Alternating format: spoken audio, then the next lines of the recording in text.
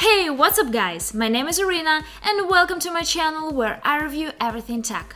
Seems to me like right now I'm holding two of the hottest phones this year, the iPhone XS Max and of course the newly released OnePlus 6T. Both of these phones have top-of-the-line specs and they both got quite impressive camera setups, but just how good are their cameras? Well, let's find out together in this camera comparison video. Before we jump into a side-by-side comparison, as always, let's first go over the main specs. When it comes to the selfie cameras, we got 16-megapixel selfie camera on the OnePlus 6T with an aperture of 2.0.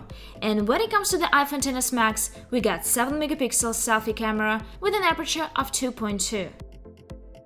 Jumping to the back of these phones, both of them feature dual rear cameras. The OnePlus 6T has a 16-megapixel main camera with an aperture of 1.7, and it comes with both optical and electronic image stabilization. And there's also the secondary 20-megapixel camera with a similar aperture of 1.7. When we look at the back of the iPhone XS Max, we find two 12-megapixel cameras. The main wide-angle camera has an aperture of 1.8 and the telephoto lens has an aperture of 2.4, and they both feature optical image stabilization. And of course, both of these phones can make portraits and they both make videos in 4K at 60 frames per second. So now let's look at the pictures. Let's begin with the rear camera portrait modes. In these two photos, both phones did an amazing job separating me from the background. Granted, I did not have any flying hair in these photos, which most phones tend to struggle with, but overall I did not see any obvious flaws and the blur effect is applied correctly. However, if you notice, the background in the XS Max looks quite different when compared to the OnePlus 6T. In particular, the Christmas tree appears way closer on the XS Max than it does on the 6T. So basically the reason this happens is because the XS Max uses its telephoto lens to naturally zoom into the background, while the 6T uses its main rear camera to take a portrait shot, so the background is not zoomed in. I doubt many people would even notice that, but for someone like me who uses the actual portrait lenses for photography and video work, I must say that I'm pleased with the more authentic approach to portraits used by the XS Max. Moving on to the next shots. You can see once again that the portrait from the XS Max was taken with the help of the telephoto lens, so the entire background is filled with the Christmas tree decorations, while the 6T used its default camera, so the Christmas tree appears in the far background. However, I must say that both phones did a good job with applying the blur effect, and once again I don't see any obvious flaws between them. But guys, let's look at the color difference. As you can see, the XS Max makes the photos look warmer and more saturated, while the 6T makes them appear cooler. And now let's move on to some regular daylight shots. This will become a recurrent theme here, but the XS Max tends to make photos appear warmer, while the 6T makes them appear cooler. The main difference that strikes you right away about these two shots is the fact that the sky on the XS Max appears blown out and wide, while the 6T was able to preserve the details of the sky much better. Overall, the XS Max made the foreground look lighter, while the 6T made it look darker. In the end, both of these photos look good, and they're definitely usable. Next two shots, you will once again see how much warmer the Christmas tree and the lights look on the photo made by the XS Max, while the 6T gives us this interesting, almost fade-like filter effect on its photo.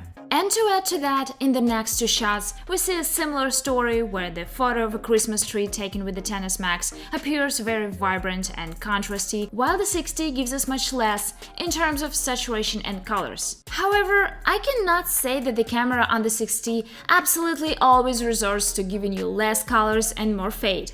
In fact, at times it did manage to surprise me. As you can see in the next two shots, the tree appears more vibrant on the 6T and slightly less vibrant on the XS Max. The HDR did a great job on both of these photos, and we can see the sky details equally well in both shots. However, the XS Max definitely scores higher points here for accurately showing the ice as white instead of blue. And when it comes to the performance of their telephoto lenses, let's look at some examples. First up are the two shots of the seagull. The XS Max makes the shadows seem almost non-existent, giving us a lot of details underneath all those rocks, while the 6T gives us an image which has darker shadows, but the seagull does appear to have slightly more detail here, whereas it looks a bit overexposed on the XS Max. And in the next two shots, we're obviously looking at the same Christmas tree, where the XS Max made it look warmer while blowing out the sky. On the other hand, the telephoto from the 60 made the shot look darker and bluer, and the tree itself appears to have more contrast. However, the details of the sky are preserved better in this shot. Now going indoors for a second. I took a photo of this Christmas tree in my living room, and the usual pattern is once again here.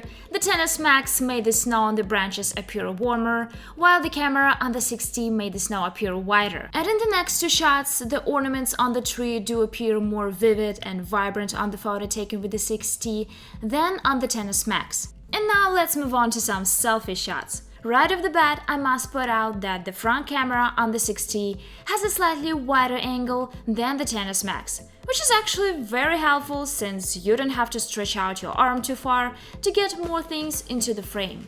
The color difference is once again pretty obvious here. The 60 also makes the entire shot look slightly sharper and more crisp, and I think it has to do with the fact that we're working with a 16 megapixels here versus just 7 on the selfie camera of the XS Max. Also, keep in mind that the selfie camera on the 60 gives you an option to enable or disable the face retouching while taking selfies.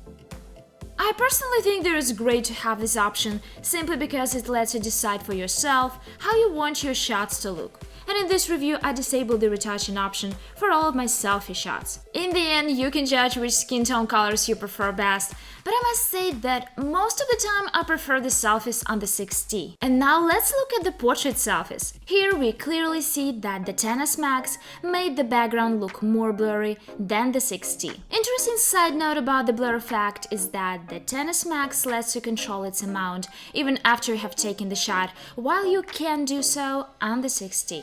But back to these portraits, as usual, the XS Max selfie portrait mode has managed to blur out the bottom of my hair, while the 60 scores a few points for not blurring them. And now let's switch gears to some outdoor low light conditions. It was pretty much nighttime when I was taking these shots, but the 60 has managed to produce a cleaner, although be it a slightly darker looking shot, while the photo from the XS Max does look noisier. And the next couple of shots present a very striking difference between the two cameras. The XS Max has managed to pick up a lot of details in the shadows, so you could clearly see everything that is happening all around the big Swarovski star in the center of the shot, while the 60 has made everything around the star look dark. On the other hand, if we take a look at the center of the star itself, you will see that the 60 had preserved a lot of details, while the XS Max has made the center of the star look overexposed. So the truth is, it will be up to a personal preference which shot you think looks best. Like I said earlier, both of these cameras can shoot 4K videos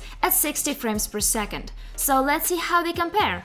In this one, the XS Max scores higher points by correctly exposing the overall shot, while the video from the 60 looks slightly overexposed. However, the biggest difference comes down to overall colors, and here the 60 makes everything look more vivid. And to add to that point, let's check out the next comparison. In these videos, you could clearly see just how much more vivid the Christmas tree looks. I really like how the Christmas tree came out on the 60, however, what happened to that ice though?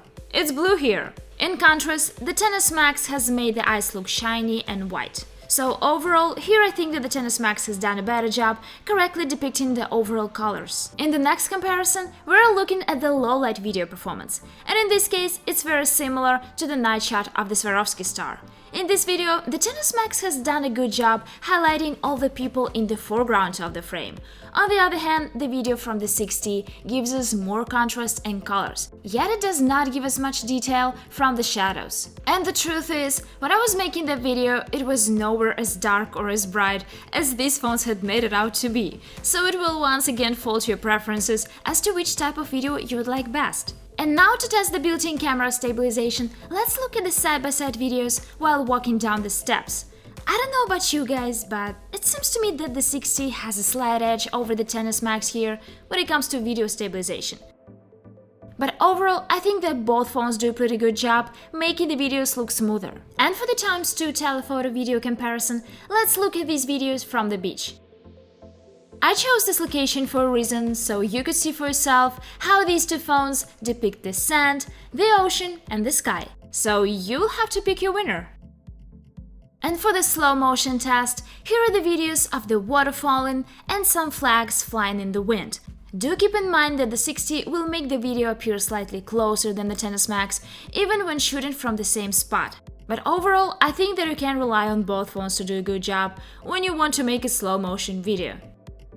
In the end, before doing this comparison, I thought that the 6T would very much be the underdog going against the mighty XS Max and its impressive cameras. The XS Max definitely delivers when it comes to quality and its ability to confidently handle challenging situations. But you know what, guys? I was pleasantly surprised by the OnePlus 6T. As you saw for yourself, this phone is more than ready to go head-to-head against the XS Max. And I think that in certain situations, it even manages to beat it. I'm super curious to know what you guys think about these phones and which phone's cameras would you prefer. Let me know in the comments below.